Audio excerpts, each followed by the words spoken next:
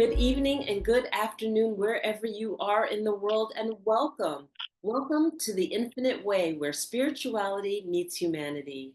My name is Dr. Enolia, and I am so excited to introduce to you our next guest, our new guest. Our guest is Kathryn LaBarbera, who hails from California. Kathryn, welcome. Thank you so much for having me. We're going to talk about one of my favorite topics today. Yes, we are. We're going to talk about money. But before we do that, I'm going to ask you just please give us a little introduction of yourself. Okay, so my introduction is kind of varied. My mom said when I was little, she would find me in my room before I could count, putting pennies and stuff into piles. So I always had this love of money and a deep respect for money as well. But I kind of did the normal thing of going to school in the US, going into college, and I wanted to major in business. And I ended up choosing finance, even though my personality is a little bit more marketing. That would have been probably better for my personality, but I went into finance, learning about money. There was a class that they offered of accounting, and people would fail it all over the place. I thought it was very easy. If you put a number here, you put a number here. So it was very balanced for me.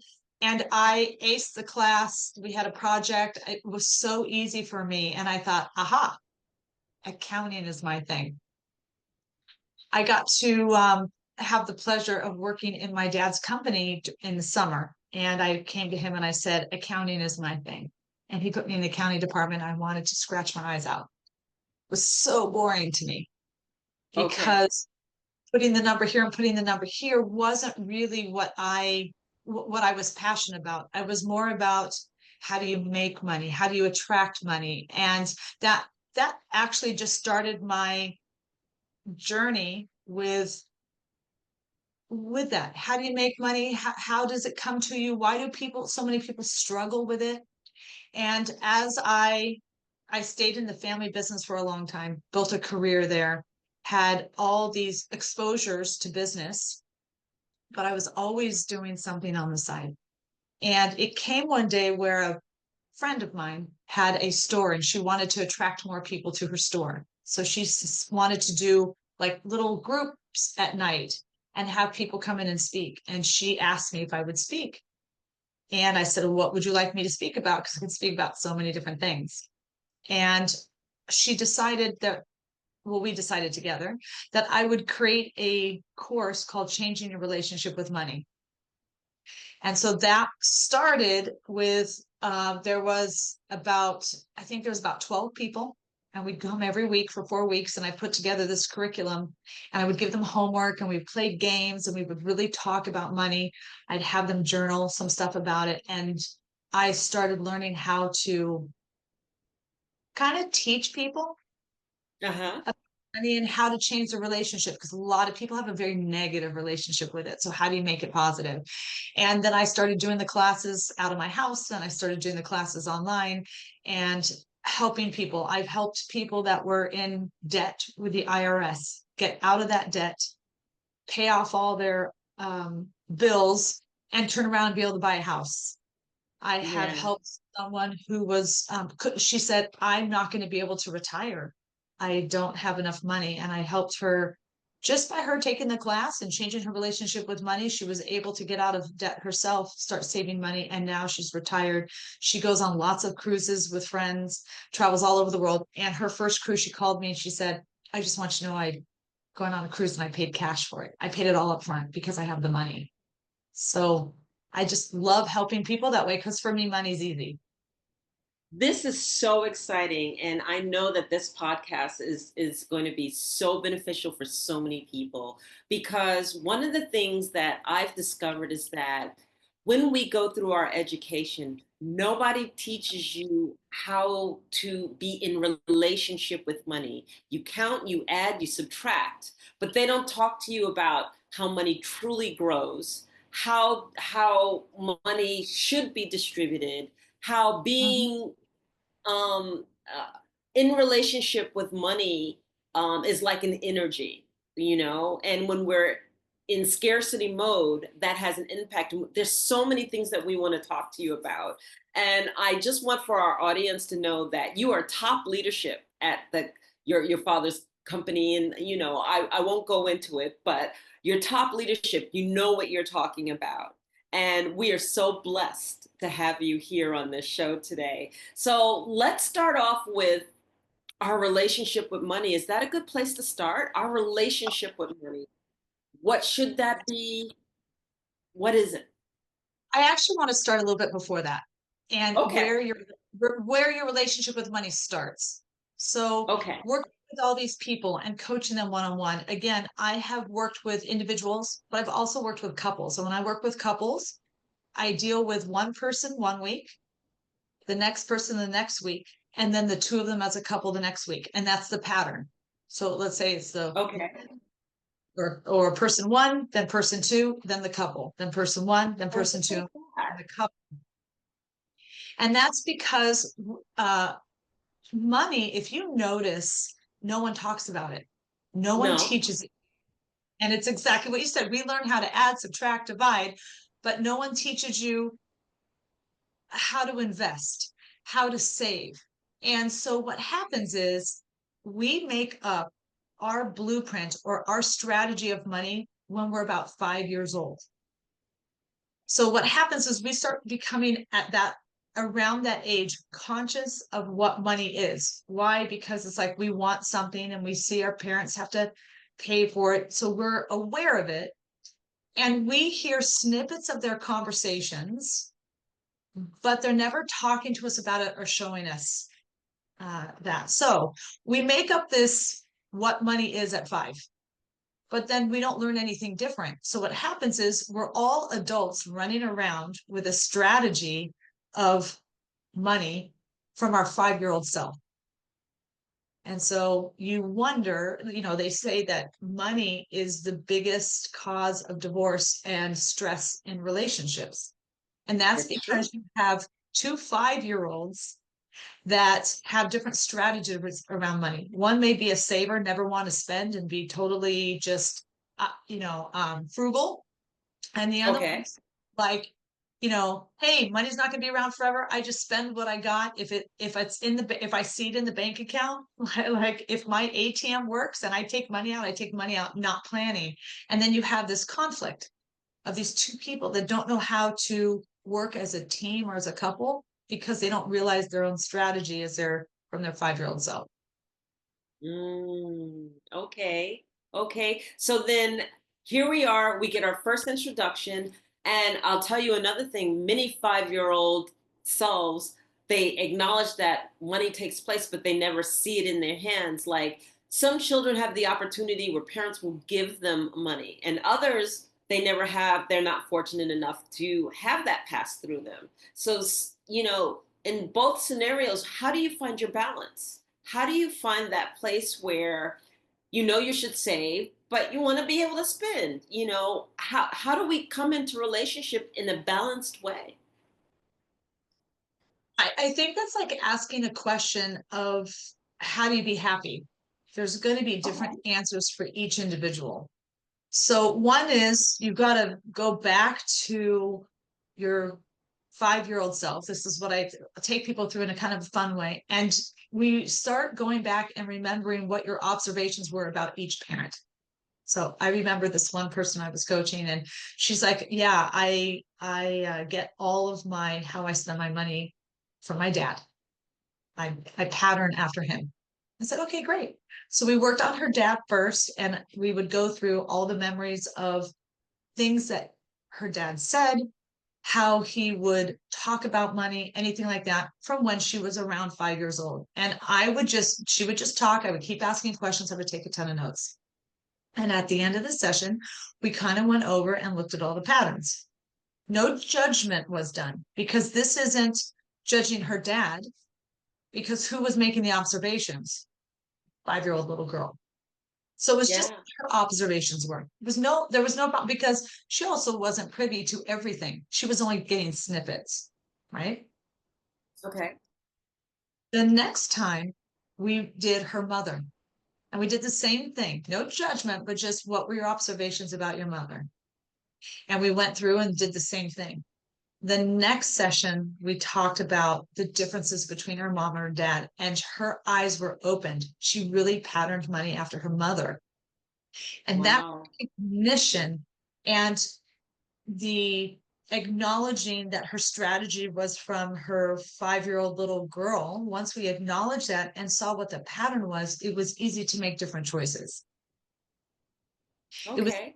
it was easy for me to give her games every week. Like, so I said I give homework to give games every week, and what was going to she was going to try things out and be different. So definition of insanity is doing the same thing, expecting different results. If she was to keep acting and behaving in the way she was behaving, what was she going to get? The same thing. So we had to kind of break that pattern up and have her get out of her pattern of money and into something else. And so we tried different things. And she eventually was like, wow, because her big thing was she had wanted to start a business with some friends. And this was probably 15 years in the past. And she took out a loan of $40,000. And 15 years later, she was still paying on that loan. Wow. Wow. And that's probably the scenario for a lot of people out there. So I'm going to take you to scarcity consciousness because let's talk, I'm here in Africa, and Africa has a completely different financial system in the respect that you don't even get credit unless you really, really apply for it, and they make you jump through all kinds of hoops. They are really a pay before you attain the service. Whereas the United States is here, take it. We'll let you get in debt. We'll let you get in debt as far as you can go, but then we're going to collect and collect and collect and collect. So here, financially, I find myself like if I walked away from this country, I would have zero debt because I don't owe anything. Everything we do is upfront. Whereas when I was in the United States, just like everybody else, I was in debt. So when the system is set up for you to be in debt, and I think that that's a fair statement to say about the framework, at least in the United States, how do you get out of that scarcity debt mode where it eats you up alive? I think you have to come with a plan. And here's kind of what I say. How do professional athletes get to where they are? They work at it.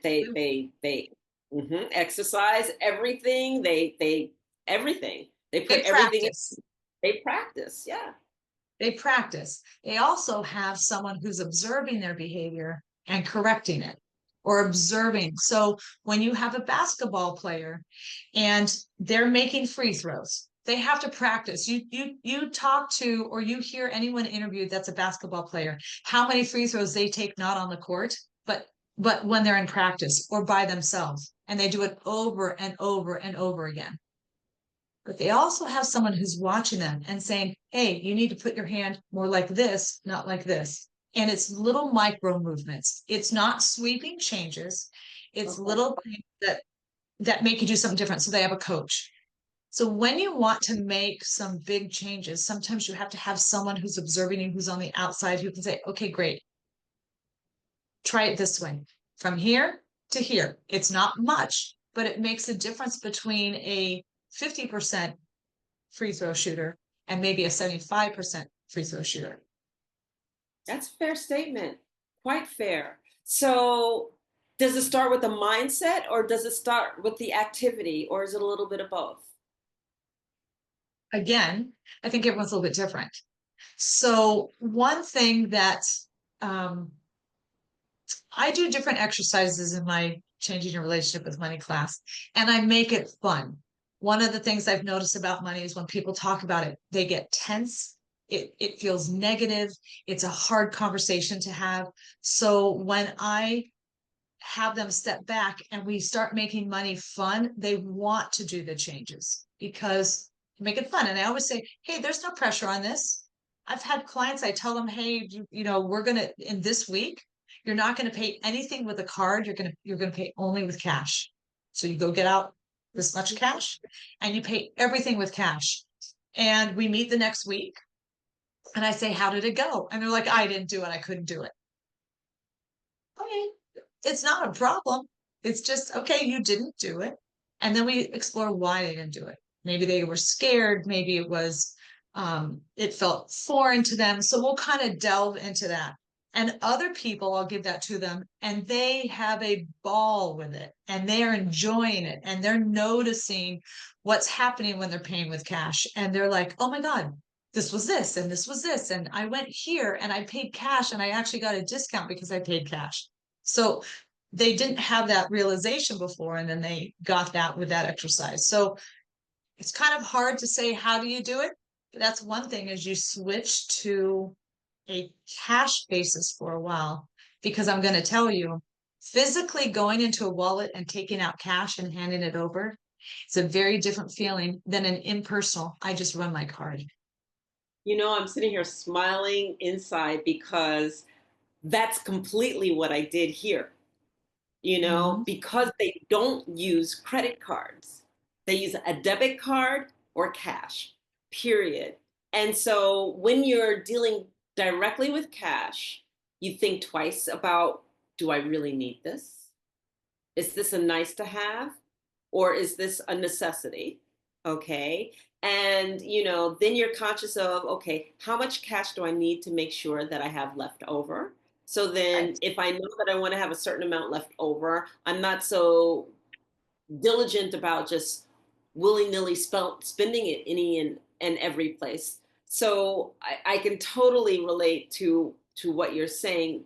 That's really important. And for me, it was a cultural change. So in knowing Mhm. that I had to do a cultural change, I was able to do the change all the way around. It's my environment. But wow, doing that in a place where they encourage the credit card to constantly be used, that's a major difference. That's a major difference for people. When I was in college, you know, going to class or whatever, they had the quad. So you'd walk through quad on the way to class, and they would have tables set up where they would basically let college kids open up credit cards, and Yeah. and they would give you cookies or crackers or something to sign up a credit card. And I signed up for some credit cards. Like one of the ones I signed up for was a gas card for Chevron. I still have that card today. I still use it. But what happens to a lot of people if they don't have discipline around money is they're like, oh, free money. And you learn to just use the card and not think about it. So I got a really good piece of advice from my father when I was younger and I was around the college age. And he said, never put anything on your card that you can't pay for it when the bill comes. He goes, always pay your card.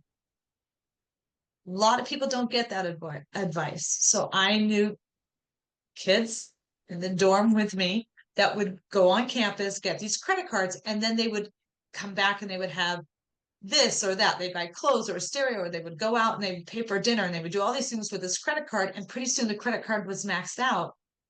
And that's actually not a good thing. If you, No. yeah, because what would they do? They would pay the minimum. Or they would skip a payment or whatever. And that's not good because that skipping a payment messes with your credit. But if you pay the minimum, the credit card is normally designed for you to have to pay that back over the course of decades. So, Yes. so I always equate it to this way. If I buy it now and I'm paying for it later, I have these ties to the past. Now, do I remember what I'm paying for? No, because usually it's something that I consume. Let's say I buy I don't know, a new phone. Okay. After a while, that phone breaks. I have to get another phone, but I'm still paying on that phone that I bought 2 years ago. And so Yes. these strings that go to the past go back to my friend who did the business, and she had the $40,000 in a loan. And I asked her, do you like, we uncovered that she was afraid to move forward with something else because she had this energetic string to the past of that $40,000 debt that she was still paying on. Wow. Wow. I'm sitting here thinking that the best credit card that I owned was American Express. Why? Because you had to pay it out before the next bill came. You paid it month by month. So it consciously made me pay for the things that I was acquiring that month. And then I never overextended because I knew I had to pay it by the end of the month. So I may not have had it at the moment, but I did have it. And then I never exceeded that because I knew I had to pay it at the end of the month, or by the end of the month. So, that was some self-discipline in terms of that. Yes. But the other thing too is because I was a math major, I'm always calculating and I keep a running total on what I spend. It's out of habit because I was a math major. And so that running total is going, I'm like, no, no, no, no. I've already met my limit, but people don't do that. They don't think about what their limit is. They don't keep just like a little running total in the back of their mind. And I go, okay, I spent this over here, this over here, this over here. That totals about this. I think I need to stop. I know I need to stop. Yeah, yeah, because again, it's an unconscious thing. You use that card and you're not thinking about, yeah, but I spent $120 yesterday. And now I'm spending $50 today. And now I'm doing this, and now I'm doing this. And it adds up quickly. And pretty soon you get the credit card, but it's like, how did I spend that much? Because the card is unconscious. People go into this unconscious mode, whether they get a card when they're in college or they get a card when they're 45, and you just get a credit card and or a debit card, and it's just ding, ding, ding, ding. And you're not calculating because a lot of us are not math majors. So we're not calculating what we're spending. The cash exercise that I put people on is I say, okay, great. And we come up with how much cash do you need for the week? Okay, so with all the things, putting gas in your car, groceries, um, going out to dinner, Starbucks, coffee, going to a coffee shop, any of those things. And we come up with, and I say, how much do you think you spend? Okay, an average week. So they'll say, okay, it's $300. Great. Go get $300 out in cash, and that's all you can spend. And what happens is a lot of times they'll run out of money before the week is up. And we make an agreement. So let's say that we're meeting every Monday. Well, what happens right before Monday? The weekend. So if they start spending too much money on Monday after we talk, Tuesday, Wednesday, Thursday, and they run out of money, they don't have no money for the weekend. And Wow. they get shocked. And they're like, how did I go through $300? And it's because they're going from they're starting to switch from the unconscious spending to the conscious spending. Okay. So that's a beautiful segue into help. Help me make money. Help me manifest money. That's what you're getting from them. So now you've given beautiful tips right here and now in terms of how to be conscious of it. And once they start exercising that consciousness, then how do you get on the other side of this? How does one start manifesting when it just seems like it's an endless downward spiral of I can't seem to make enough? Okay, so I'm going to ask you a question. Okay. Does does the universe or God, whatever you believe in, does the universe give you everything that you want? Yes. Yes. Yes. Okay, so if the answer is yes, then the universe is giving you whatever you want. Why are you not making money then? If you want money, why are you not making money? It's either the self-doubt, scarcity mindset, behind all of the trust that I say that I have, I'm in fear, and that fear keeps me in the patterns that I'm in. That fear keeps me in that lack of self-discipline because I think that I'm not going to get it. So I just have to have it now. And I don't have that self-discipline that stops me, that just basically says, I don't need this. It's okay. I can get it later. It will still be there. It's not running away from anything. So I think that it's a collective of all of those things. But you tell me. Well, so here's the thing. Here's the concept. We say we want money. We say we want it, but what are our actions? Our actions are opposite of everything that we say. Our actions are, I'm in fear, I'm scarce, I'm afraid I'm not going to have enough. Maybe I should overdo it here because maybe I won't have enough next week. And that whole total mindset and lack of trust of self and that lack of discipline of self just ruins everything. And I think you take it to a different example. So let's say we have someone who says, I want to find a romantic relationship. I want to create a romantic relationship. I want it. I want it. I want it. And then their friends call and say, hey, let's go out and let's go to this place so we can meet people. Oh, no, no, no. I'm tired. I'm going to stay at home. And okay, 2 days later, someone else calls and says, hey, let's go to this to this place where we can meet other people. No, no, no, I'm too tired. I'm gonna stay home. Well, after a while, what do the friends do? They stop asking you Why? because you never want to go out. You say that you want to go out, but you act opposite of what you're saying. Right. So let's think of the universe as our friend. Uh-huh. Okay. And we say, I want money, I want money, I want money. But then we unconsciously spend money. We we make decisions that are probably not in our best interest financially. But we're saying, I want money, I want money, I want money, but our actions don't speak. So the universe gets confused. They're like, well, does she want money or does she not want money? Like she says she wants it, but she's not doing it. So we start putting the actions to align with our words. Okay. So here's the great thing about getting money is you have to start showing people or showing the universe that you want money and that you'll be responsible with it. I like that word, responsible. Yeah, being responsible with money is very different. And I always here's another exercise. This one was really fun. Okay. So I told people, I said, you want to make yourself attractive to money. So I want you, and we use a lot of I use a lot of cash in my class, meaning people bring cash because it's a tactile thing. And that's another thing I said earlier when you do your cash thing is you actually have to hand the cash over, you get change back. You're having an exchange, right? Between Right. another person. When you do a card, okay, you swipe it in a machine, you'd never have any contact with a person. It's true. And a lot of people, they'll swipe their card. They don't even know how much they spent with that transaction. With money, you do. So I told the group, I said, okay, we're going to pretend like we are dating money and we're going to make ourselves attractive to money.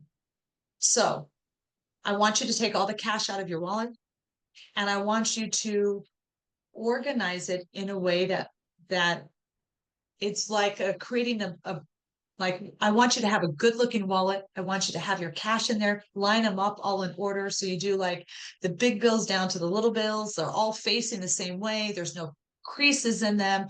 You put them nicely in your wallet so they're happy. You create this environment where money wants to come to you. Money wants to come play with you. Money feels appreciated. I like that. I like So that. So we put money, we have this happy atmosphere.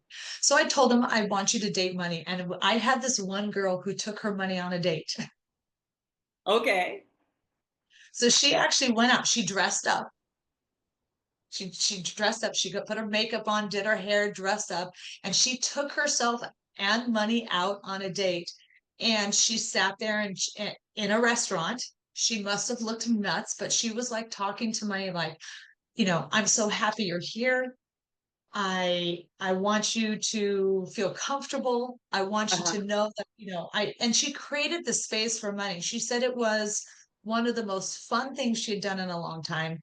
It was very changing, like it changed her to where she had fun.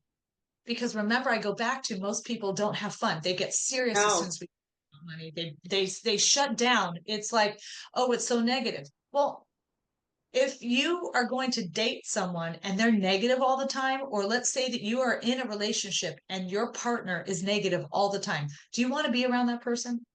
No, no, you frighten it off. I love this. And I'm going to tell you why I love this so much is because everything has energy. I don't care whether you believe it or not. I'm telling you, everything has energy from the inanimate objects. And why does it have energy? Because it was made from somebody. So that person's energy imbued into it. It has energy itself from the physical material that it was made from. Every single thing has energy. And you're basically saying that, like a magnet, you can either attract it or repel it. How do you treat it? Do you acknowledge the fact that it has energy? Do you acknowledge the fact that the energy can be attracting? There's so many things that you're saying on so many levels. I absolutely love what you're saying. So no, I don't think she's crazy. I think actually she was right on point. And to be able to view money in the respect of the energy that we bring to it and that it brings to us, and how we are in relationship with it and how we match it and how we treat it. Because you're right, if you treat it by crumbling it up and throwing it in your pocket, or crumbling it up and just jamming it into your wallet, and you exactly, why would it want to come to you? I love the idea of what you just shared. Giving you all my great tips today, so I'm going to give you another one. Okay. Okay. Okay. This is to, one thing about attraction, right, is to have appreciation. Yes. So, one thing that I've noticed people do is people will be very nonchalant, especially with coins. Okay, so they'll just be like, "Oh, whatever," and they'll just take coins and they'll throw them in their car somewhere, or they'll just, it doesn't matter. Like, I don't care about coins. If you don't care about a penny or a dime or a quarter, which is in the US, I don't know what it is in the country that your listeners are coming from. Sandra, yes. Mhm. If you don't care about coins, why would the universe trust you with the paper money? Paper money is more valuable. So we're now going to start appreciating coins. So this is where we want to walk around places with awareness. And whenever we get money, we find a penny, which is the lowest currency in the US. We find a penny, we're going to pick it up, and we are going to send the universe a little appreciation. And the appreciation, I call it the happy dance. Okay. And everyone's going to have their own happy dance. So I do this. Okay. And I kind of wiggle myself and I go down and I come back and I'm like, happy dance. Because I'm appreciative for that penny. And everyone has different happy dances. You can do this, but you stop. Now you are going to look silly to other people who don't understand it. But the universe is going to look at it and be like, she's now appreciating the small things, the small currency. We do this. And so in my class, one of the things, the homework is you're going to do the happy dance every time you get money or every time you find money. And it's not expected money, it's unexpected money. If you find a coin, if all of a sudden money comes to you in the mail, if someone takes you out to dinner, like they call you and they say, hey, I'd like to take you out to dinner and I'm going to pay. That's a form of receiving money. So we're receiving money, but we are telling the universe we're happy and appreciative for this money that they get, a coin here, a coin there, a coin there. What happens is once we start finding the coins start getting more frequent. The Yes. money starts coming to you because we're accepting it. We're grateful for it. We're joyful when we get it. And the universe says, aha.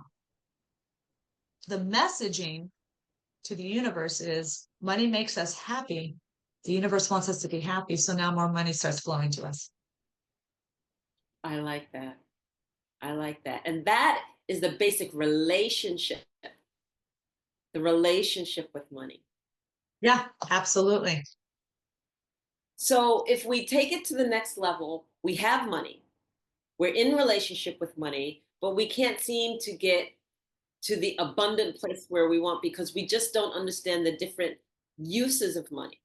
Okay. We don't understand how to invest. We don't understand how to allow to let go so that it flows back in because there's a certain amount of, well, I believe that there's a certain amount that as you give, you receive, that it isn't about hoarding it. It isn't about I can't spend it and having that fear of I can't let it go, but that there is a divine flow, a yin yang.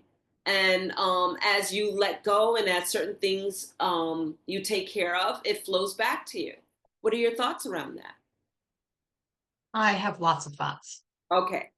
So, um, let's go back to the unconscious spending. Okay, Okay. the card, swiping the card. And I said we're going to use cash now. Okay. Now the cash is we actually have an interaction where we give cash and we get change. Okay. So here's my little stick figures. Okay. So we Yes. have two people. I'm gonna draw this for you. So we give cash to this person. Okay. Person receives the cash. Yes. They then give cash back to us and we receive the change. Ah, infinite. I love it. Infinity. Okay. And what does infinity stand for? It's never ending. Never ending. Okay. And so what one of the things that people don't realize is what is money? All money is energy.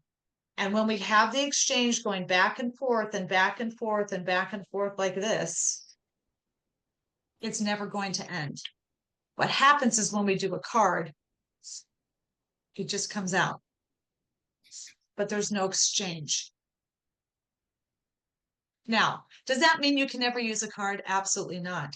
But we've got to form that energy exchange again where we actually know when we are giving a card, we're giving money and then we're receiving money. Like there has to be that energy exchange. And once you get that energy flow back, that infinite flow back, we're telling the universe also that we're happy and we're appreciative.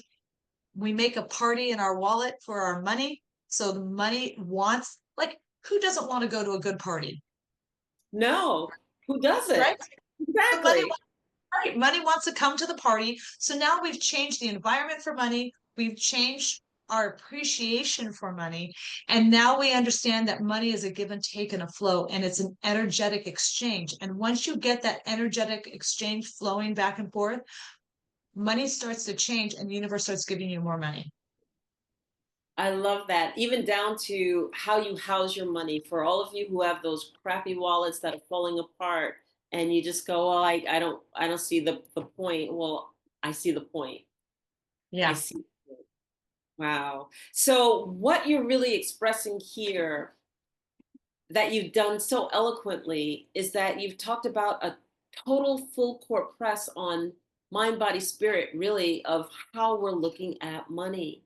And so the Mhm. physical piece of it is our exchange, how we treat it and how we receive it and what we do with it. And then the mind part of it is just basically how we are in relationship with it, what we think of it, what we're projecting onto it, because like you said, most of us are not happy. We're always miserable because we feel like we don't have enough, and we're not grateful, we're not happy, we don't date our money. We really Right. don't date our money. And I'm excited because like I got a new wallet. I do actually put everything in very neatly and everything, and I love that because I'm in a cash based society. To be in a cash based society, to bring your awareness to noticing exactly how much you are spending, to put a budget in place in terms of really checking and stop doing this endless source on a card, and to put the card down sometimes and not use the card for a week and go to a cash week so that you can start understanding where the discipline needs to kick in. I i see the totality of it. It's beautiful. You said a very important word. You said a very bad word for people. Oh, uh-oh. What did I say? Do you remember what you said? You were talking about money, but you said a very bad word. Okay. Budget. Ah, okay. Why is Okay, so budget a bad word? you tell me, why is budget a bad word? Okay, I already see it. It's finite. It says that I'm not allowed to do this and I'm not allowed to do that. And in saying that I'm not allowed, then what I do is I stop the infinity flow of what you just shared in terms of the exchange. So it's not the fact that I have to budget, I have to be aware of how much I need for a week and then allocate that awareness and then allow myself to meet the goal that I set. Is that a correct way of saying it? Yeah, and I'm going to tell you how, and people don't realize it, but they equate budget like a diet. You're not allowed to have but certain amount. It's restricted. I'm not allowed. I'm going to do it for a short period of time, but I'm going to go back to the old way. So when people want to lose weight and they want to keep it off forever, it's not a diet because a diet is temporary and then it's a lifestyle change, right? You hear people say it all the time. And the people that are overweight say, I'm resisting it because I don't want to change my lifestyle. I like eating or I like this or I like that. And once they go in and they make the conscious decision to make a lifestyle change and to eat healthier and things like that, they weight comes off and they can keep it off. Yes.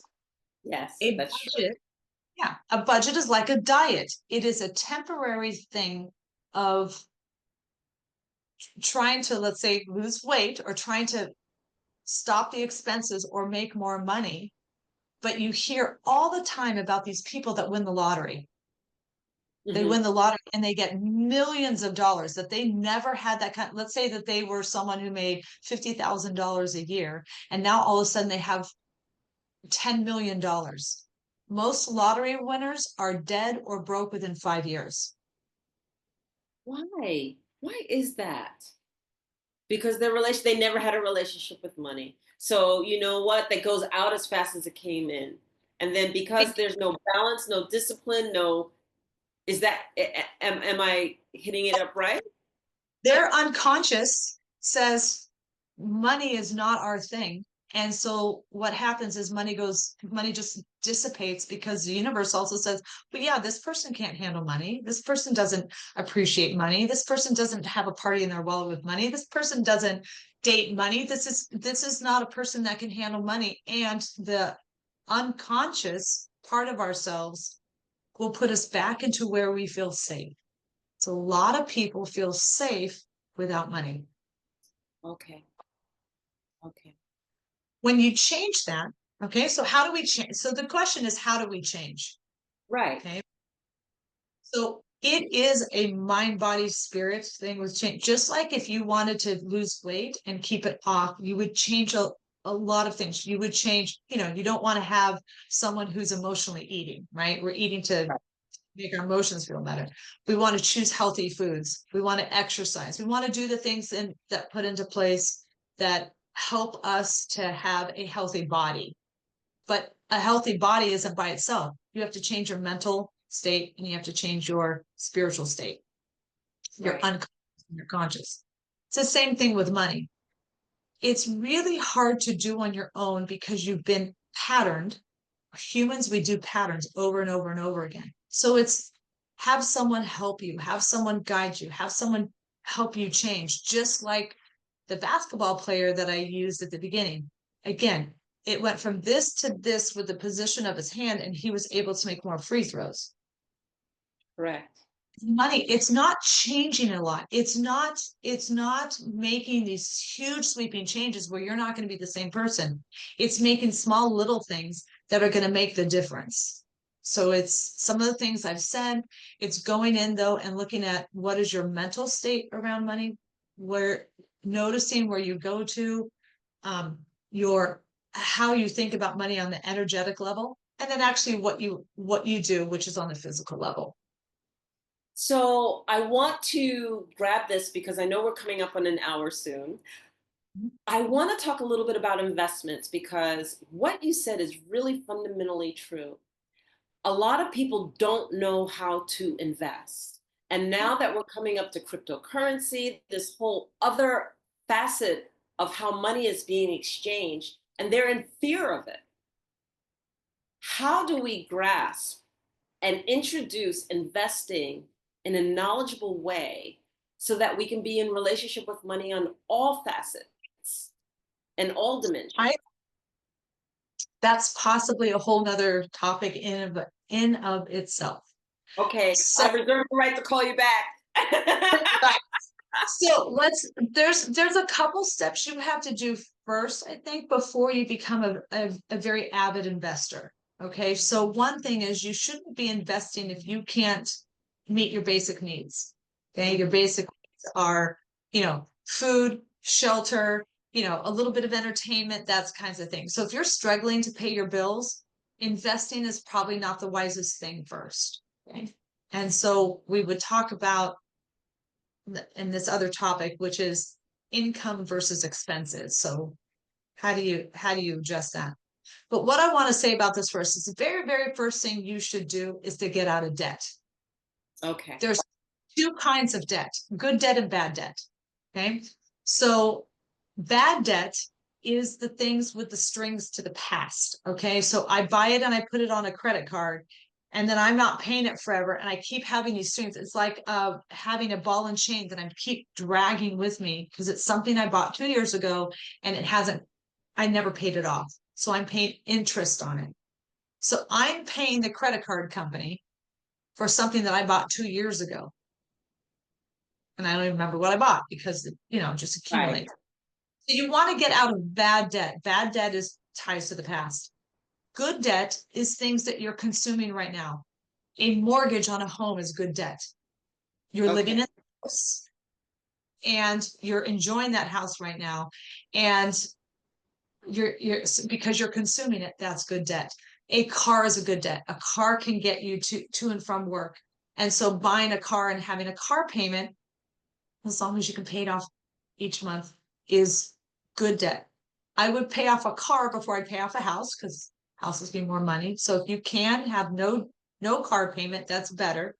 I am not proposing that you get a car that is above your means, meaning a car Mhm. that is the car payment is so high, it's you're suffering, right? So get a car within Mhm. your means and get a car payment within your means. But if you can buy a car, and I think we would talk about that in the investments part. What do you buy, a used car or a new car? Because that's a whole thing Or there. a lease car, because some people are proponents of lease cars. Right, right. So if it's something that you can write off on your taxes, that's probably good debt. If you can't, that's bad debt. That's a good way to do it. So the first thing you do is you get out of debt and you start living where when you want to consume it, you can pay for it. Okay, so you don't go into debt to go out to dinner. You pay for dinner when you eat the dinner. Exactly. Okay, so that's the first thing you do is you get out of the bad debt game because you don't want to pay other people for the use of the money. The next thing you do is you save or have a cushion of about 6 months worth of money that you can pay all your bills with. So you kind of have this in reserve. People call it a safety net or whatever, but you have 6 months worth of where you could, if something happens, let's say someone lost their job or whatever, you could last 6 months. So you have time and you don't have to be stressed, but you have time to solve that issue. Okay. Once you do that, then you start accumulating money, and the excess money you have is what you use for investment.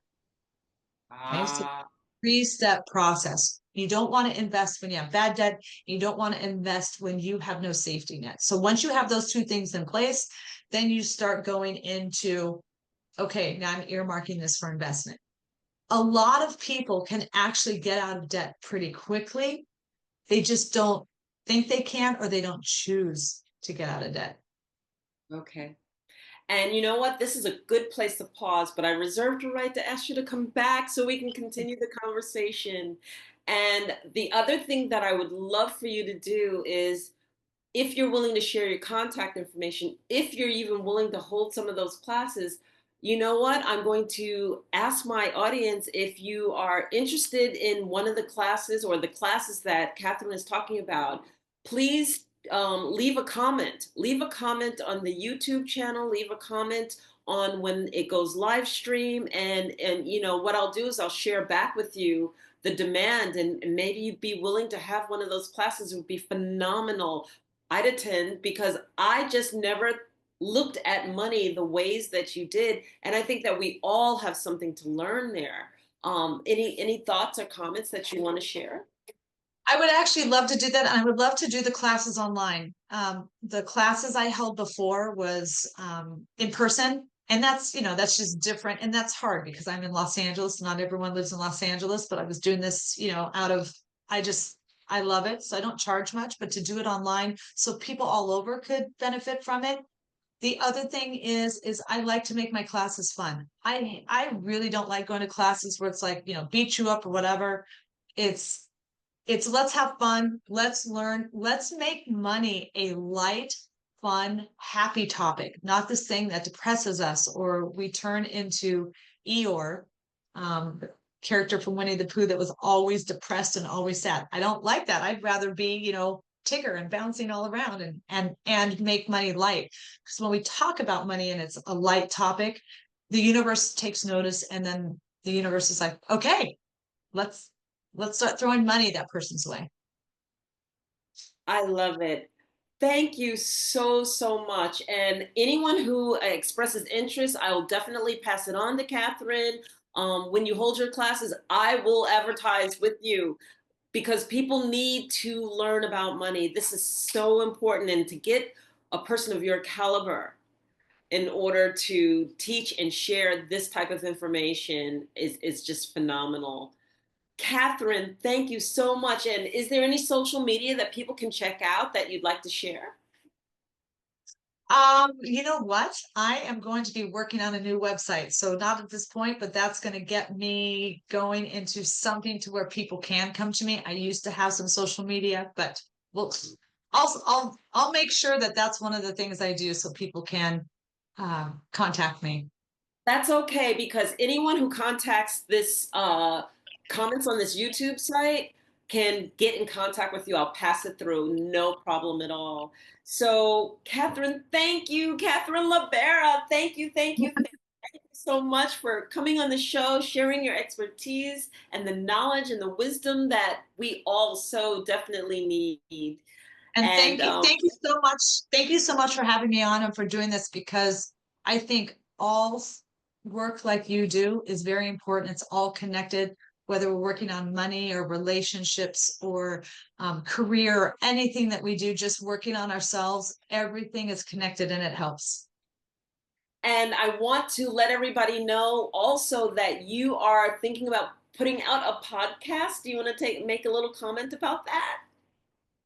Yes, I'm going to put on a podcast. I haven't finalized the name, but I think it's going to be called Becoming Unhinged. I was accused of being unhinged at one point because I was emotionally expressing myself with the office. And I've gone through a huge transformation and all the things that I've done. I'm just going to talk about each one. Part of it is doing the money classes and things like that. And that would be a segment on everyone gets to share their gifts. If it comes easy to you, it's a gift. Share it. You know, I think people have told me before, if you struggle with it, that's what you should teach. I don't agree at all. I think it should be the things that come easy because that's a gift. It's a gift to you. It's someone else is struggling with it and you can teach them or lead them. So just sharing my journey and all the different things that I've done to come to where I am today, the struggles I've gone through, and then the breakthroughs I've had. Excellent. And I think that that would be phenomenal. So we're going to keep you posted and I will share when you are out on your podcast. And I'm so grateful to have you on here. And you know that you're always welcome back. And I do want to have you for a part two. So thank you. Thank you very much. That's Kathryn LaBarbera. So I hope you like this episode. I hope that you learned a lot. I definitely did. I want you to share this information, share it all over the world. There's so many of us that don't have a relationship with money. And I think that this topic is truly, truly important. So share. And if you like this episode, please do subscribe, and join us back for our next episode. So thank you again, and we'll see you soon. Take care, everybody. Bye bye.